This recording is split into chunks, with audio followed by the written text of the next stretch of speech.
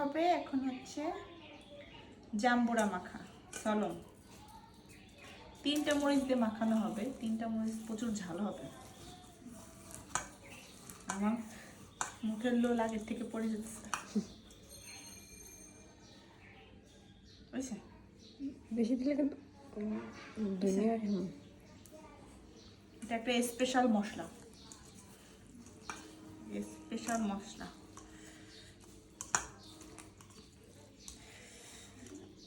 আমার বান্ধবী ললিতা,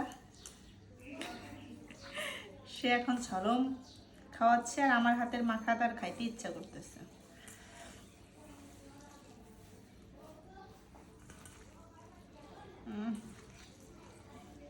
না আসো।